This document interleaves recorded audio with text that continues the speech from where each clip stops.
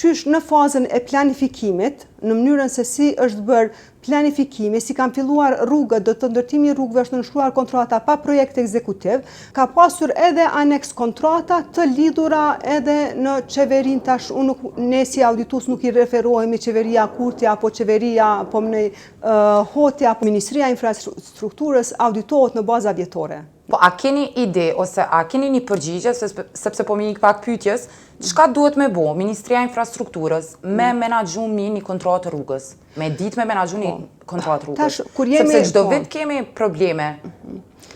Tash kur jemi tek Ministria e Infrastrukturës në vitin 2021 me kërkesë të kuvendet, në fakt ka qenë në vitin 2022 ose 2023 që ne kemi publikuar raportin e auditimit, po fush veprimi ka qenë për kontratat me negocim pa publikim të Ministrisë së Infrastrukturës për vitin 2021. Ku subjekti i auditimit kanë qenë ndërtimi, do të thotë infrastruktura publike, investimi në rrugë. Dhe ne në atë raport të auditimit kemi nxjerrë në pa mangësi, do të thotë qysh në fazën e planifikimit, në mënyrën se si është bërë planifikimi, si kanë filluar rrugët, do të ndërtimi rrugëve është nënshkruar kontrata pa projekt ekzekutiv, pa studim të fizibilitetit dhe pastaj si rezultat. Flasim për mandatin e qeverisë Kurti, apo jo? Ka pasur edhe aneks kontrata të lidhura edhe në qeverin tash, ne si auditues nuk i referohemi qeveria Kurti apo qeveria Hoti apo kushdo tjetër, mirë po ne interpretojmë me vite.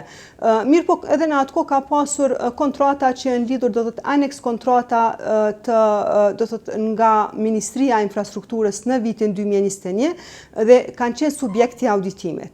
Dhe në atë auditim ne kemi dhënë rekomandimet tona, do të thotë për ta përmirësu mënyrën e menaxhimit të projekteve kapitale marrë parasysh buxhetin e lartë që i besohet Ministrisë së Infrastrukturës. Prej vitit 2021, auditore, është auditu më Ministria e Infrastrukturës? Ministria e Infrastrukturës auditohet në baza vjetore. Në baza vjetore, mirë po auditimin për cilin unë po e flas, për auditimin për cilin po flas për auditimin e performancës, i cili ka qenë me kërkesë nga Komisioni për mbikëqyrjet financave publike.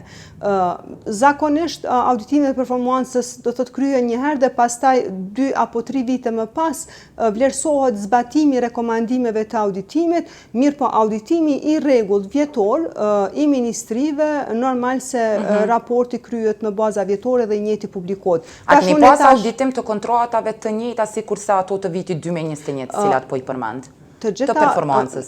Tash auditimi si auditim nuk është se jep siguri absolute, jep siguri të arsyeshme dhe siguria arsyeshme do të arrihet përmes disa procedurave në bazë të standardeve ndërkombëtare për Institucionin Supreme të Auditimit dhe përmes testeve do të që kryhen të transaksioneve, mostrat që përzgjidhen.